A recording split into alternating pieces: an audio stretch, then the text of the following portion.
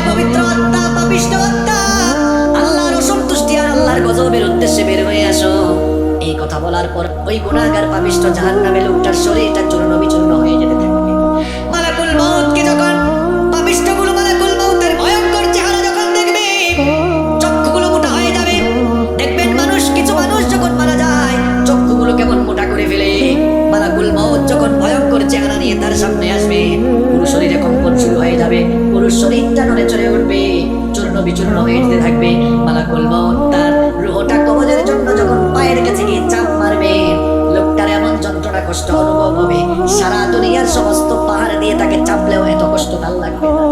মালাকুল মউত তাকে এমন ভাবে কষ্ট দেওয়া শুরু করবে, কোন জীবিত মানুষগুলোকে যদি ধরে চাকু দিয়ে কিংবা ছুরি দিয়ে চামড়াগুলো টেনে টেনে ছিঁড়ে ফেলা হয়, তার আর কি যন্ত্রণা লাগবে, এই লোকটা মউতের সময় তার চাইতে বেশি কষ্ট পাবে। এইরকম কষ্ট দিয়ে দিয়ে মালাকুল মউত তার প্রাণ কবজ করা শুরু করবে। যখন পায়ের